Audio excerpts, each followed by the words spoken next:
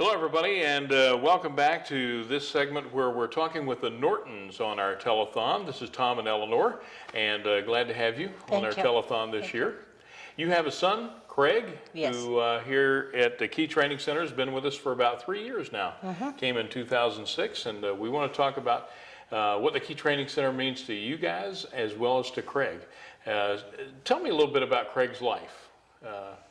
Well, he's 35 years old. He's high-functioning autistic. He lives at home with us, works a 5-day week at Key.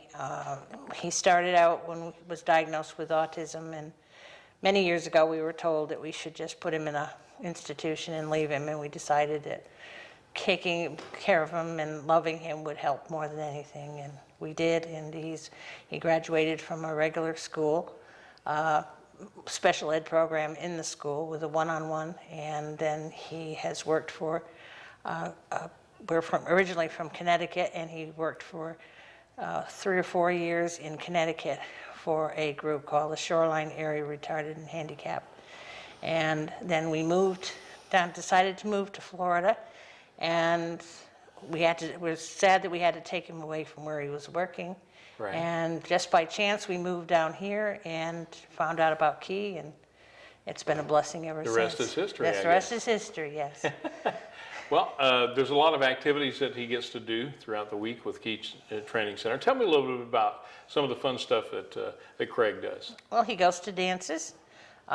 He also goes, has the work, and he has the friendships that he has made, and being autistic, it's not easy for him to make friends, so he's learned how to do all kinds of things. He's learning sign language right now over at Key, and they've given him cooking lessons and crafts, and he loves doing all of that. And, Christmas play.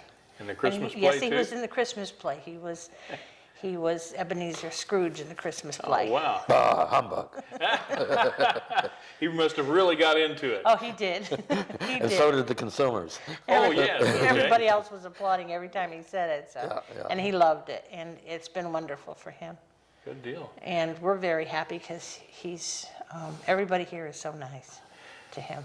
Well, one of the things that has to be a relief to you is that the Key Center is here for him as his life continues on out. Well, that's been a in years concern. ahead. That's been a concern of ours for years because we have no family.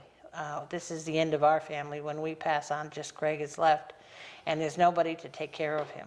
And we spoke with Mr. Cole, and he has very lovingly agreed to provide for Craig after we're gone, and our estate will go towards helping out to maintain a life for Craig. But I know that he'll be loved, he'll be cared for, and it's a very warm environment. It's a family environment. And my husband and I both volunteer here at lunchtime a couple of days a week, and we volunteer for other things. And I've met all of the people that work here, and I haven't met a soul that wasn't wonderful. They just take care of everybody and do such a good job. One of the things that I wanted to talk to you about while we had the opportunity was, I know that, Tom, you're working on trying to advance the scouting program into the Key Center. Tell me a little bit about what that is all about. We have an older group of scouts known as Venturing Crew, and one might very well be organized here, basing activities largely on the Merit Badge program, hobbies, skills, vocational interests.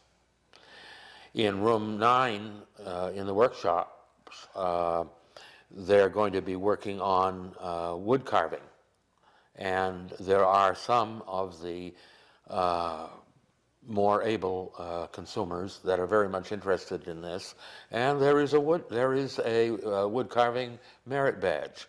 Excellent. And this is just an example of what goes on. And by having co-ed and this older age group, I think that it'll be a go. It's just a matter of finding what the guidelines are from National Council, who has continued to have a senior program after the Girl Scouts have given theirs up. So we're still in it. Well, anybody who's been in scouting, Boy Scouts or Girl Scouts, knows how fun it is to achieve those merit badges. And for our developmentally disabled consumers, that's got to really be a goal to seek, right? You can start the merit badge program now just as soon as you make tenderfoot, which is not the case when I first became a scout 62 years ago. Things have changed radically, and change is the only thing that's constant in our life, and we've just had to adjust. Very good. No longer paramilitary. It's now everything is geared toward education and vocation. So this is a program that we can see being integrated here into the Key Center environment and succeeding and doing well, I'm sure. Yeah. Craig probably enjoys things like bowling. Yes.